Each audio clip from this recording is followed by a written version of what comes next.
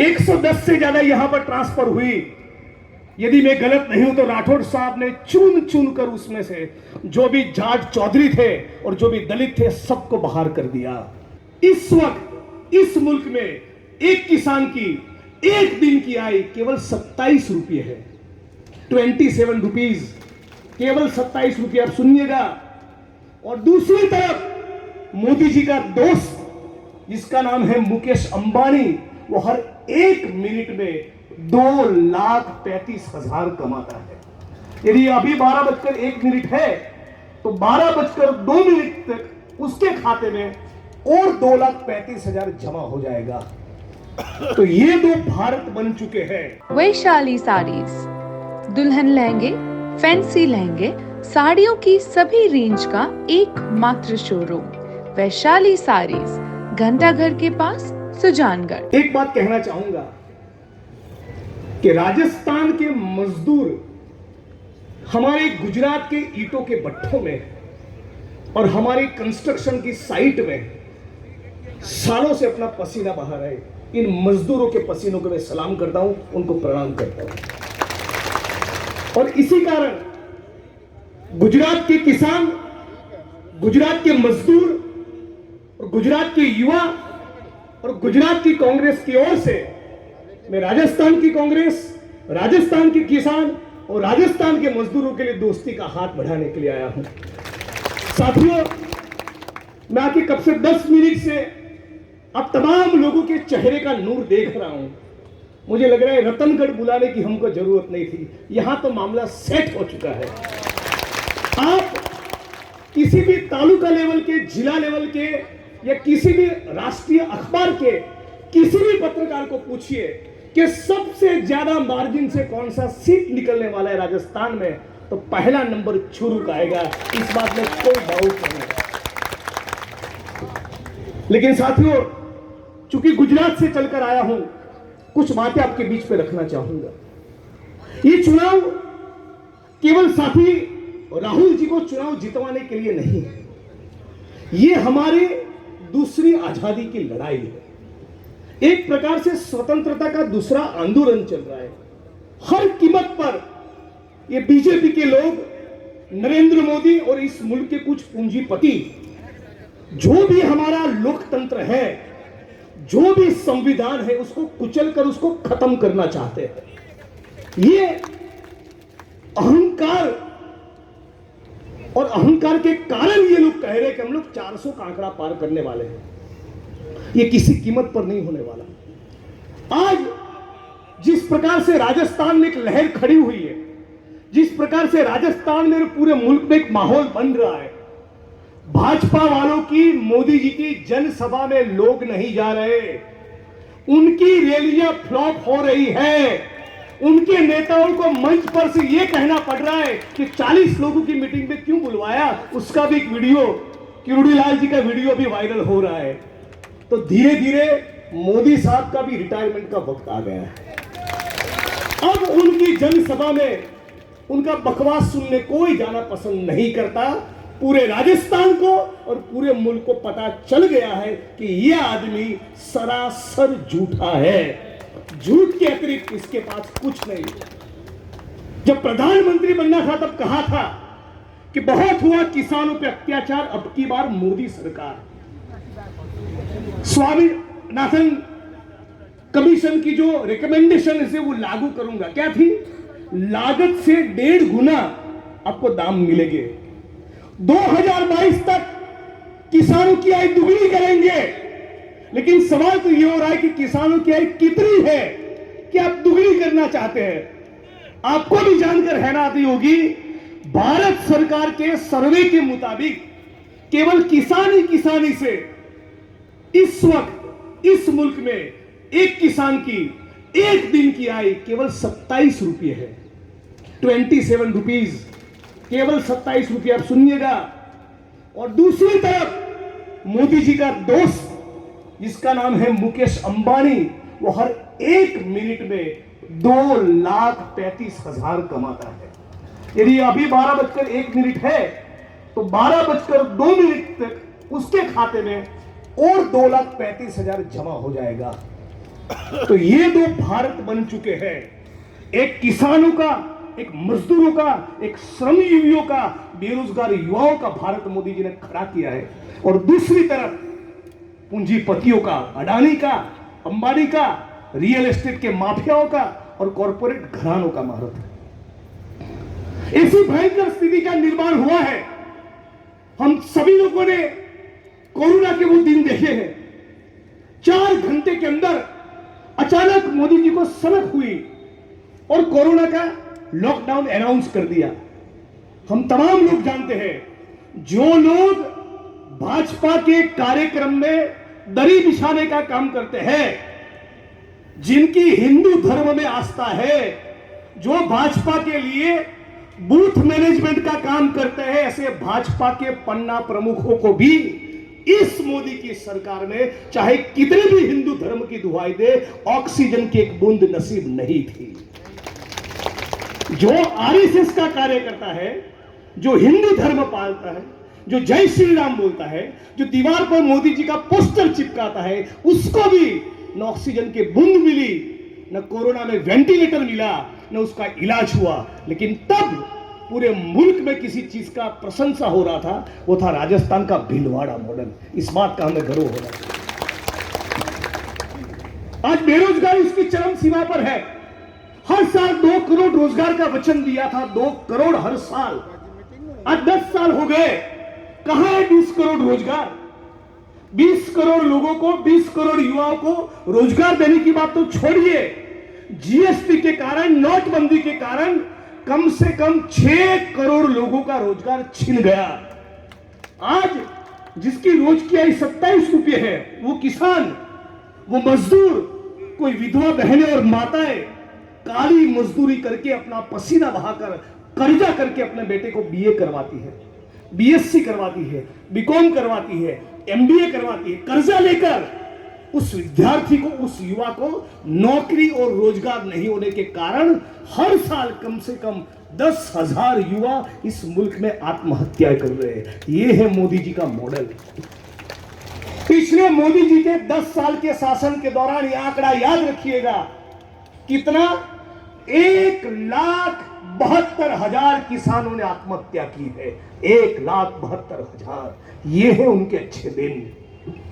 अब दलील के तौर पे मान लीजिए कि हमने कोई काम नहीं किया, लेकिन आप अपना हाथ अपने सीने में रखकर पूछिए कि जिस सरकार के शासन के दौरान 2.25 लाख किसान को आत्महत्या करनी पड़ी हो, और फिर भी यदि कोई वहां भाजपा का बटन दबाएगा तो आने वाली पीढ़ी हमको मूर्ख कहने वाली है। इस बात को याद रखें।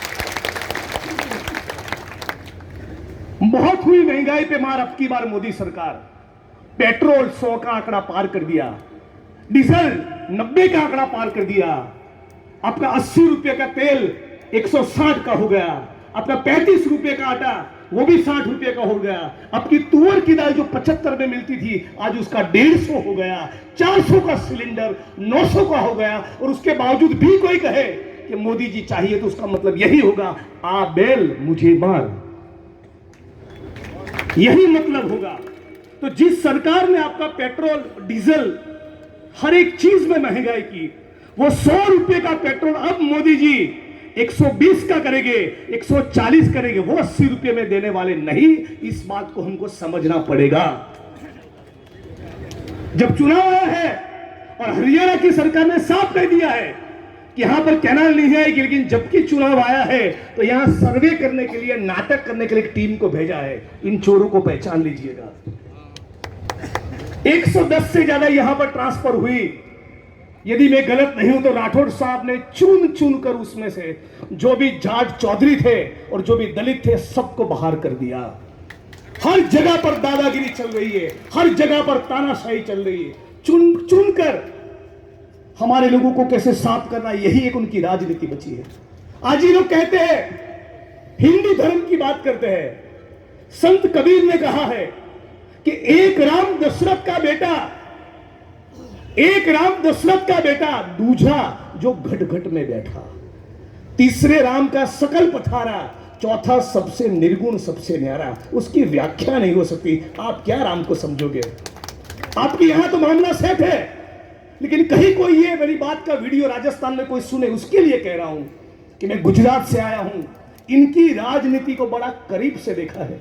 केवल पूंजीपतियों के तलवे चाटने के अलावा और समाज को हिंदू मुसलमान में विभाजित करने के अलावा मोदी जी के पास, आरएसएस के पास, भाजपा के पास कोई राजनीति नहीं। ये धर्म के नाम पे लड़वाई गई। आप कहेंगे कि भारत में 20 करोड़ लोगों के सर के ऊपर मकान नहीं है, तो बोलेंगे चलो अयोध्या। अरे इस मुल्क में हर एक जिले में, हर एक तहसील में, हर एक गांव में राम का मंदिर है। आप कौन होते हो? नेता का काम, यदि कोई नेता है तो उसका काम ये कहना नहीं है कि चलो अजमेर शरीफ चद्दर चढ़ाएंगे, चलो अयोध्या चलेंगे। नेता का काम है आंगनवाड़ी को रिपेयर करना, नेता का काम है अच्छी स्कूल बनवाना, नेता का काम है आपका इलाज करवाना, आपको रोजगार देना। पॉलिटिकल पार्टी और जो नेता आपको धर्म के नाम पे भटकाने की कोशिश करते हैं, वो इसलिए भटकाने की कोशिश करते हैं क्योंकि आपको सिंचाई का पानी नहीं देना, आपको भीलवाड़ा मॉडल नहीं देना, इसीलिए आपका दान भटकाने की कोशिश करते हैं।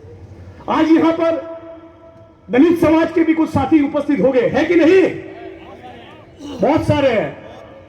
उनको 3 बात कहना चाहता हूं, याद रखिएगा। एक, बीजेपी और नरेंद्र मोदी सबसे ज्यादा किसी नेता से नफरत करते हैं। सुन लीजिएगा, बीजेपी और नरेंद्र मोदी सबसे ज्यादा किसी नेता से नफरत करते हैं तो उनका नाम है डॉक्टर भीमराव बाबा साहब अंबेडकर। याद रखिएगा। नंबर 2, बीजेपी और नरेंद्र मोदी सबसे ज्यादा किसी किताब से नफरत करते हैं तो वह है भारत का संविधान। बीजेपी और नरेंद्र मोदी सबसे ज्यादा किसी नीति और योजना के खिलाफ खड़े हैं तो वो है आरक्षण की योजना। इस 3 बात को अपने दिमाग में फिट कर लीजिए, क्योंकि आने वाले दिन दलितों के लिए भी बहुत खतरनाक आने वाले हैं। जब भारत का संविधान सभा में पेश हुआ, तब यही आरएसएस के लोगों ने कहा था हमें अंबेडकर का संविधान नहीं, हमें मनुस्मृति चाहिए, जिसमें यह लिखा है कि दलितों को, आदिवासियों को, ओबीसी को और महिलाओं को शिक्षा का अधिकार नहीं, स्वतंत्रता का अधिकार नहीं, संपत्ति का अधिकार नहीं, उनको गुलाम बनाए रखना चाहिए। ये नरेंद्र मोदी का मॉडल है। और इसीलिए न केवल रतनगढ़ के, न केवल चूरू के, पूरे राजस्थान के दलित समाज के एक एक व्यक्ति को हाथ जोड़कर विनती कर रहा हूं, यदि डॉक्टर भीमराव बाबा साहब अंबेडकर का संविधान बचाना है तो नरेंद्र मोदी और भाजपा का तंबू उखाड़ कर फेंकना है। इस बात का हमको संकल्प करना पड़ेगा। और युवा साथियों, आपके सामने जब तक मोदी और भाजपा है कोई भविष्य नहीं है। गुजरात के अंदर भी खाली पड़े सरकारी पदों में कोई भर्ती नहीं कर रहा है। ये राहुल गांधी है, ये कांग्रेस पार्टी है जिसने ये कहा हर साल 5 साल के भीतर आपको 30 लाख सरकारी नौकरी का गारंटी कांग्रेस पार्टी दे रहा है। क्या है मोदी जी का गारंटी? बोले कि नरेंद्र मोदी जी का गारंटी है। अरे हमने तो सुना है कि रघुकुल रीत सदा चली आई, प्राण जाए पर वचन न जाए। अरे मोदी जी के वचन का तो कोई ठिकाना ही नहीं है, एक भी ऐसा उनका गारंटी नहीं है। विदेशी बैंक में पड़ा काला धन लाएंगे, एक फूटी कौड़ी नहीं आई। समझ लीजिए, आपके खाते में 15 लाख आएगा, एक फूटी कौड़ी नहीं आई। किसानों की आय दुगनी होगी, नहीं हुई। महंगाई खत्म हुई, नहीं हुई। महिलाओं को आत्मसम्मान मिलेगा, क्या आत्मसम्मान? मणिपुर के अंदर महिलाओं को नग्न करके घुमाया जा रहा है और हमारा विश्व गुरु खामोश बैठा है। ये तो भारत की परंपरा और संस्कृति नहीं हो सकती। जहां पर ये कहते थे यत्र नार्यन्तु पूज्यन्ते रमन्ते तत्र देवता, उस भूमि के अंदर मणिपुर में महिलाओं को नग्न करके घुमाया जा रहा है और नरेंद्र मोदी पूरा खामोश है। ओलंपिक का मेडल जीतने वाली हमारी बहनें 100 दिन तक दिल्ली में धरने में बैठी रही, 100 दिन तक, लेकिन नरेंद्र मोदी एक शब्द नहीं बोले। हाथरस के अंदर बलात्कार का शिकार हुई दलित समाज की बेटी का मृतदेह उसके मां बाप को नहीं सौंपा गया। और बिल्किस बानो गुजरात के अंदर, मेरे लिए बिल्किस भी है, बॉबी भी है और बबीता भी है। बेटी की जाति और धर्म नहीं देखते। उसके बलात्कार करने वाले भाजपा के लोगों को मोदी जी की गुजरात की भाजपा ने जेल में से छोड़ा, उनका स्वागत किया, सम्मान किया, लड्डू खिलाए और उनको माला पहनाई, मानो कि कोई राष्ट्रीय बड़ा काम करके आए हो। ये उनके संस्कार है। और इसीलिए इस मंच पर से अपनी वाणी को विराम देने से पहले अब तमाम रतनगढ़ के और पूरे प्रदेश के क्षत्रिय समाज के लोगों को भी कहना चाहता हूं कि हमारे गुजरात के भाजपा के नेता पुरुषोत्तम रूपाला ने जो निवेदन किया है, हम उस स्टेटमेंट के खिलाफ है, क्योंकि वो महिला है और महिला किसी जाति और धर्म की नहीं होती। और इसीलिए यहाँ के क्षत्रिय समाज को भी अपील करता हूं कि राहुल कसबा से बेटर आपको कोई ऑप्शन नहीं मिलेगा। इस बात को आप समझ लीजिए, क्योंकि इसके दिल में युवा है, किसान है, मजदूर है। और इसीलिए जिन्होंने क्षत्रिय समाज की बहनों और माताओं का अपमान किया है, पूरे क्षत्रिय समाज का राजस्थान में कर्तव्य बनता है कि एक बार मोदी और भाजपा को मजाक चखाए। उसका मैसेज पूरे भारत के अंदर जाएगा। साथियों, कहने के लिए बहुत कुछ है, लेकिन हमारे प्रिय वक्ता डोटासरा साहब को भी सुनना है। थोड़ा 2 मिनट डांस भी करेंगे। देखिए उनके चेहरे की मुस्कान यही बयां कर रही है। लेकिन आखिर में इतना कहूंगा कि राहुल कसबा साहब बड़ी उम्मीद के साथ पूरे प्रदेश का एक मिजाज बदल दिए हैं। अब आप तमाम लोगों का यह कर्तव्य बनता है कि उनके वोटिंग के दिन तक उनके कार्यालय में जाने के बजाय, उनके साथ घूमने के बजाय एक एक बूथ पकड़ लीजिए। बस हर एक बूथ पर से 20-25 वोट प्लस कैसे हो, यही एकमात्र आपके जीवन का संकल्प होना चाहिए। ये होगा तो जून के पहले महीने के अंदर उनका गुलाल उड़ेगा। तब दोबारा आपके बीच में लंबी बात करने के लिए आऊंगा। अब तमाम साथियों का शुक्रिया अदा। अब तमाम लोगों ने इतने प्यार से मोहब्बत से बुलाया, इसके लिए दिल से शुक्रिया। राजस्थान की परंपरा है, पधारो हमारे देश। हम भी कहते हैं चुनाव जीतने के बाद आप भी कभी गुजरात आइएगा, आपका स्वागत होगा। धन्यवाद।